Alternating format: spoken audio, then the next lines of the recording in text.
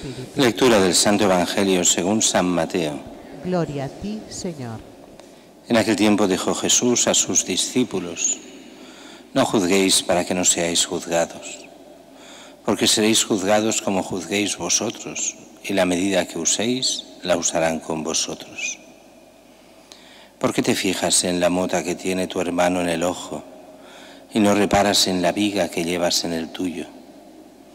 ¿Cómo puedes decirle a tu hermano: déjame que te saque la mota del ojo, teniendo una viga en el tuyo? Hipócrita, sácate primero la viga del ojo, entonces verás claro y podrás sacar la mota del ojo de tu hermano. Palabra del Señor. Y Señor Jesús. La primera lectura, hoy empezamos con este libro del Génesis, pero a partir del capítulo 12, o sea, la historia de Abraham. Esta historia que iremos viendo durante 3 semanas, aunque a saltos, como siempre hacemos, ya que si no, no nos llegaría en 2 años a poder ver toda la Escritura. Y dentro de 3 semanas, cuando acabe esto, ya volveremos al Éxodo, al libro del Éxodo. Iremos viendo esta historia de Abraham, el patriarca en la fe, y esa gran alianza donde nosotros somos, en palabras de Jesús, esos hijos de Abraham, los hijos de la promesa, los hijos de la fe, no los hijos carnales, sino de la fe. Mientras que el Evangelio continuamos con lo que es el gran sermón de la montaña, donde se nos habla especialmente de la parte moral, aunque todo el Evangelio nos hablará de moral también, además de fe. Y aquí es Jesús que dice a los discípulos: no juzguéis, para no ser juzgados. En la mentalidad evangélica, en la mentalidad bíblica del Nuevo Testamento, esto de juzgar equivale a condenar.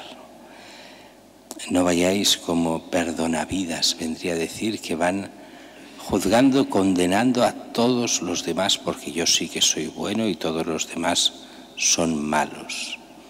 Es esa condescendencia de aquellos que van como de salvadores, de buenos, pero que se permiten juzgar y condenar a todos los que no piensan como ellos.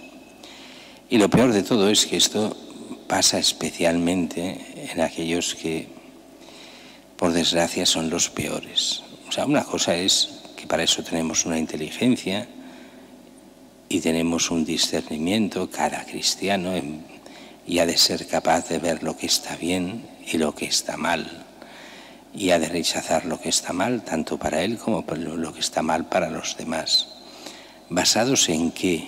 Basados en la ley de Dios, basados en el sentido auténtico del bien, de lo que Dios quiere, de lo que sabemos que Dios quiere para el hombre, ese bien que se muestra en los mandamientos, que se nos muestra en el Evangelio, que se nos muestra de tantas formas. ¿Cuál es el gran problema?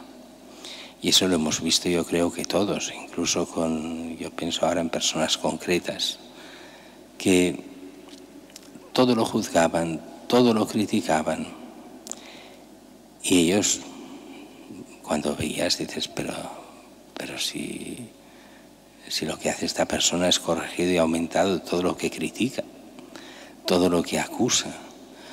Por una parte esto en algunos cristianos y después en otros que no son cristianos, o que son cristianos pero muy poco. Yo me acordaré siempre de aquella persona que, bueno, cualquier pequeño defecto con niños de 6 años, porque no sabían coger los cubiertos de forma, bueno, eso era pecado mortal prácticamente. Y dices, pero bueno, y después veías a sus hijos y lo hacían peor todavía. Entonces dices, bueno, por tonterías, aquello es gravísimo. Y aquello que realmente es grave, aquello no tiene importancia. Aquello para ellos, porque ¿en qué se basan? ¿Sobre qué miden? Pues miden a 2 niveles diferentes. Uno es el nivel de las modas, del qué dirán, de las apariencias. Y después hay otros que lo hacen en otro nivel, que es el de la envidia. Cómo destrozar al otro, buscarle el punto flaco, cómo cargárnoslo. ¿Qué es lo que falla tanto en uno como en el otro? Falla el amor de Dios y falla las tesis personal, o sea, el ver personalmente en Él mismo, en cada uno de nosotros, qué es lo que hacemos bien y qué es lo que hacemos mal ante Dios.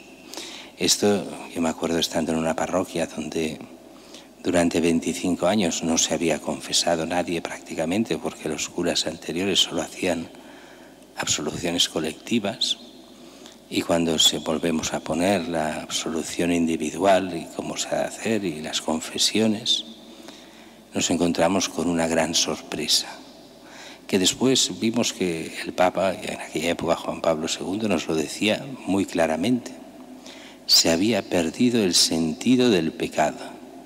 No te confiesas, no haces examen de conciencia, pues al final estás convencido de que todo lo haces bien y eres muy bueno, y no te das cuenta de la realidad. Las motas en el ojo se han convertido en grandes vigas que uno ni las ve, ni las quiere ver, y casi ya está incapacitado para ver en qué situación está. La vida del cristiano es diferente, es ponerse ante el Evangelio cada día, es ponerse ante Dios siempre, es pedirle siempre la gracia de esa conversión continua que nos lleve a ver el mal en nosotros, y corrigiendo el mal en nosotros, entonces con toda delicadeza tal vez seamos capaces de ver la mota en el ojo ajeno y corregir lo que podamos corregir, pero no con ese sentimiento de superioridad, sino con ese sentimiento de querer el bien para el prójimo, el querer la salvación de todos.